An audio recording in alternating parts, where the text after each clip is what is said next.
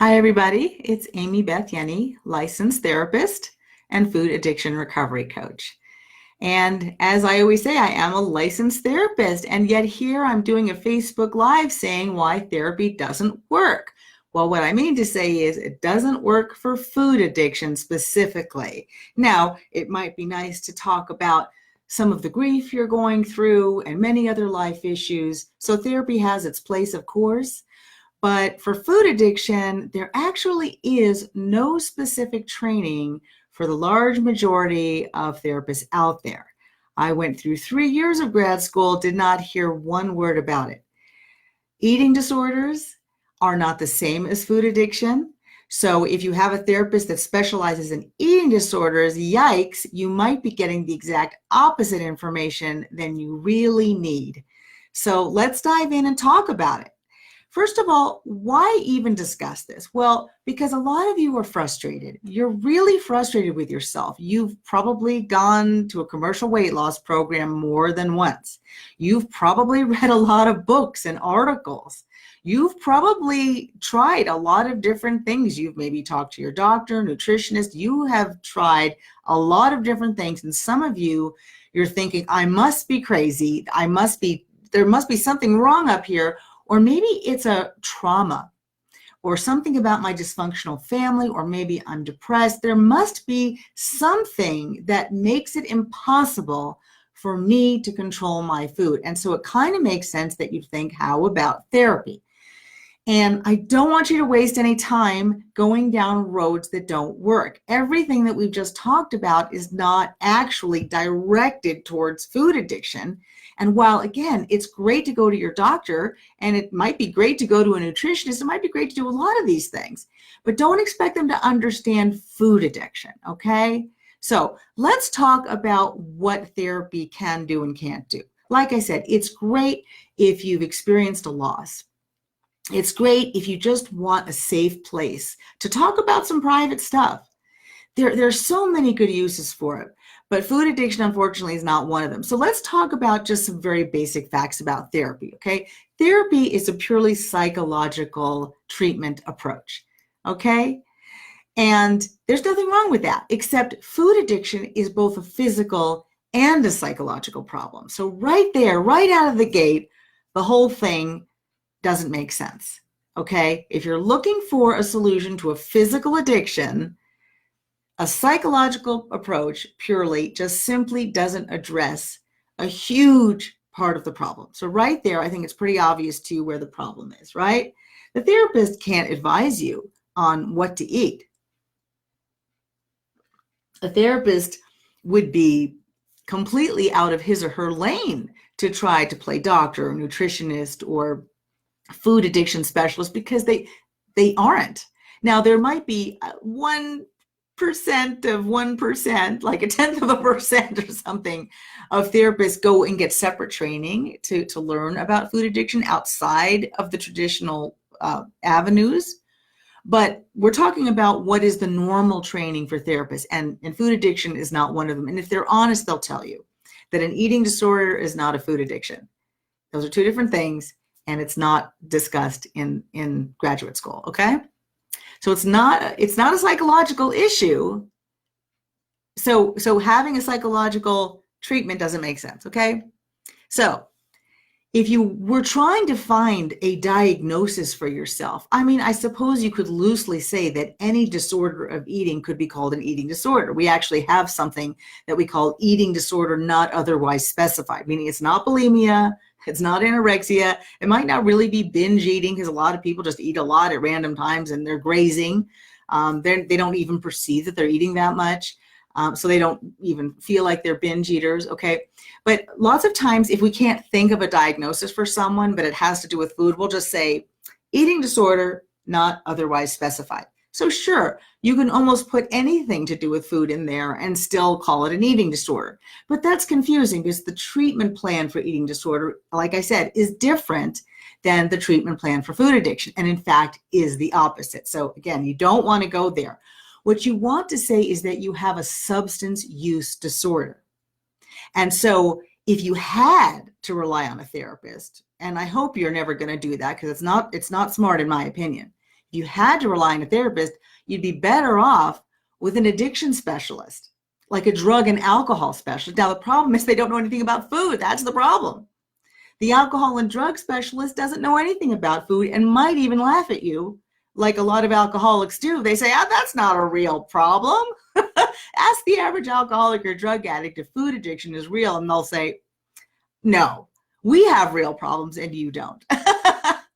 And of course, if you look at it, the statistics probably support that more people are suffering and dying of food addiction than alcohol and drugs combined, because food is legal, it's fairly inexpensive, it's very easy to get a hold of, it's socially acceptable, and a lot of really upstanding citizens are killing themselves with food every day, and they're dying of diabetes complications and strokes and heart attacks. They're in a lot of pain.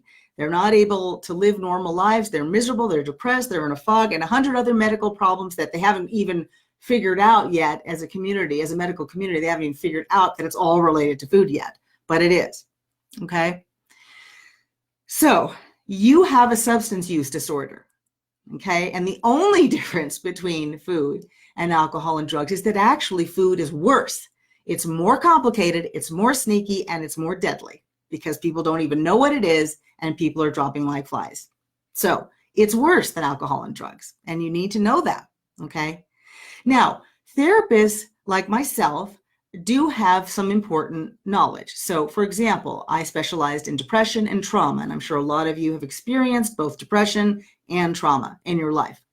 What we're finding is that when we help people with food addiction, all of a sudden their depression and their anxiety and their trauma symptoms get a whole lot better, and we didn't even do any therapy. So the light bulb comes on, right? And you start to realize that a lot of people are going to therapy, and the reason why they're not getting better is that they're really in an altered state mentally, numbing with food, and in an altered state with illnesses and medications, and they're not actually getting better because they're under the influence of food. And I know that may seem like a stretch to you, but it's true. Our clients find that one of the most striking things that happens is that they have a change in their personality and their way of thinking. And we've had people who have had extreme grief, losing adult children unexpectedly. We've had people being betrayed by husbands.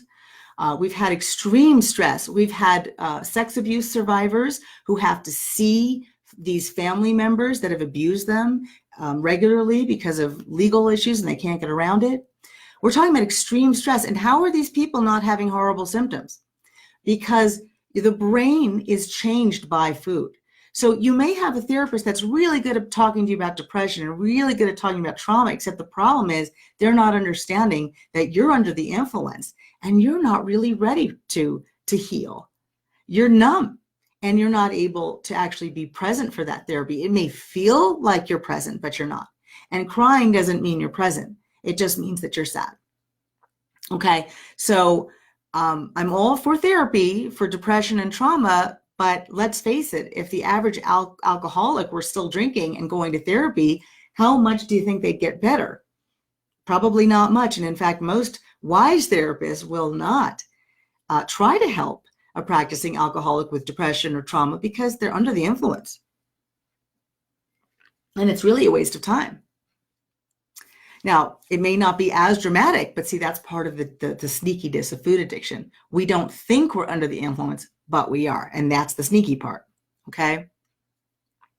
Another thing about therapists. Now, therapists are wonderful people, but let's face it, a lot of them, to be quite honest, they really just want to get along with you and be nice to you.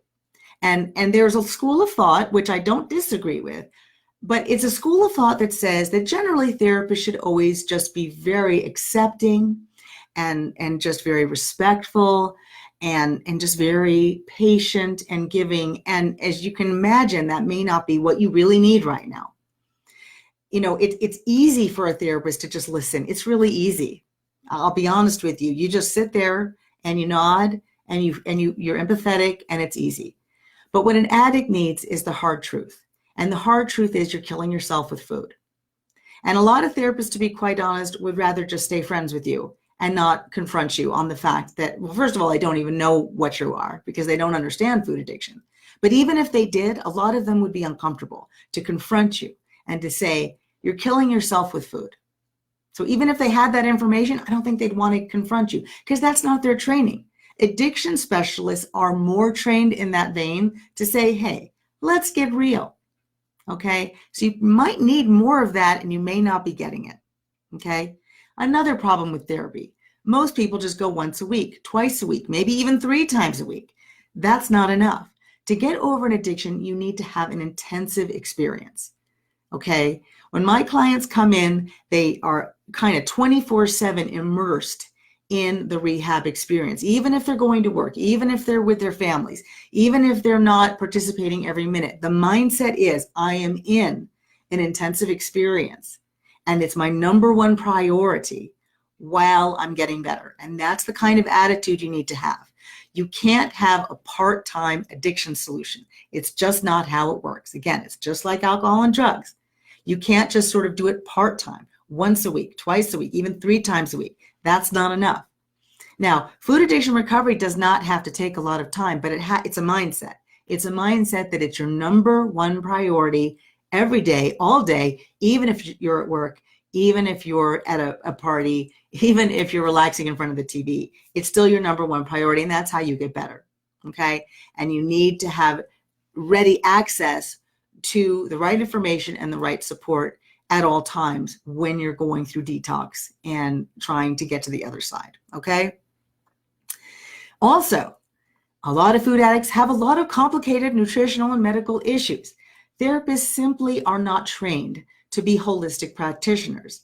Now, some people like myself just naturally understand how to connect the dots. They've had previous life experience, they've had other training that they've gotten, or maybe they're just like me and come from a background of doctors and nurses and social workers, and we have a very holistic approach in our family. But a lot of therapists don't, and they're not connecting the dots that you might be depressed because the food is changing your brain chemistry, your weight is keeping, and your pain is keeping you from moving, you're not getting enough exercise because you don't feel well, now your depression is getting worse, now your blood sugar is going up, and that's causing more depression and changes in your brain chemistry. Now you're being put on medications which have side effects often and change your brain chemistry.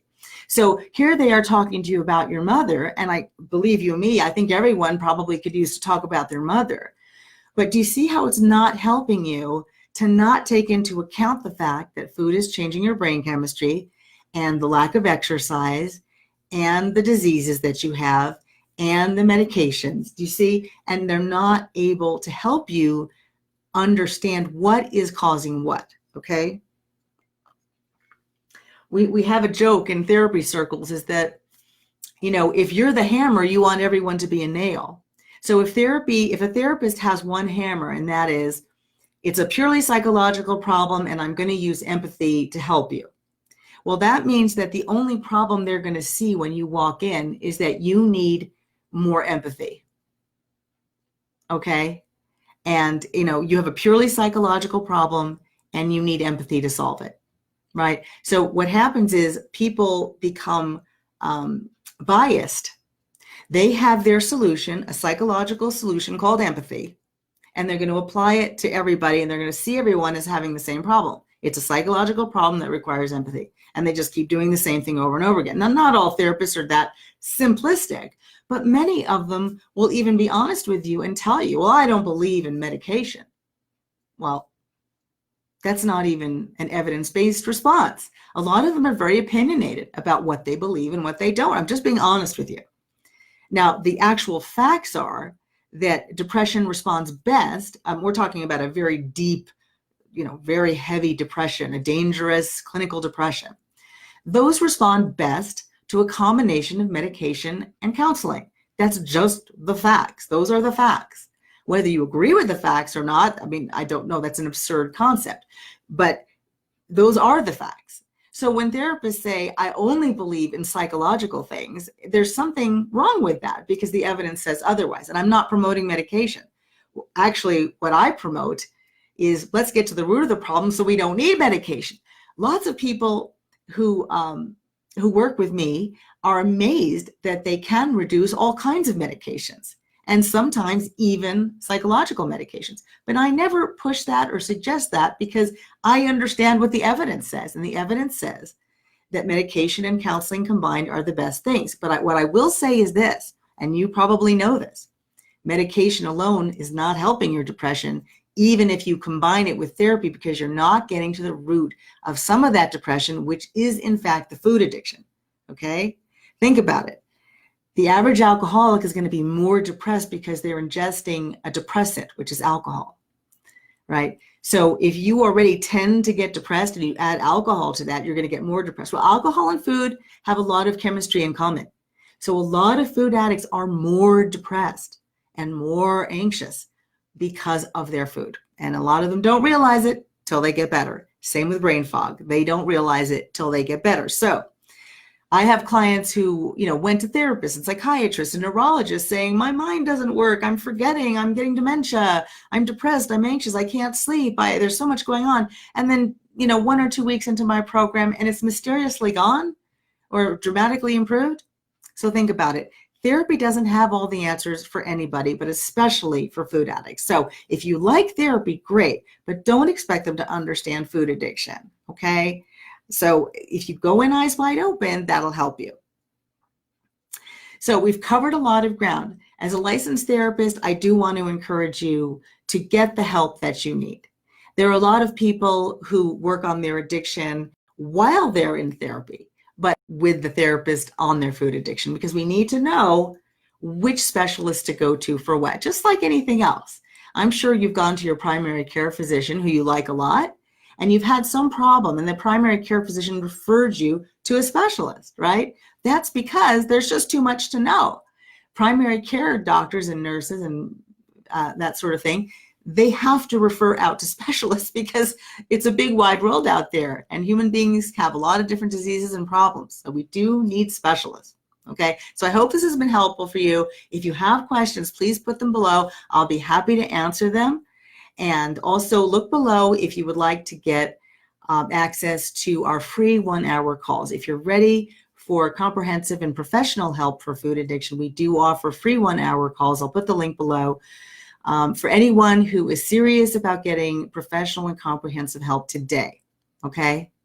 So if you're interested in that, look below, or you can just go to amybethcall.com. That's Amy, A-M-Y, Beth, B-E-T-H, call, C-A-L-L.com, amybethcall.com. And I'll see you next time.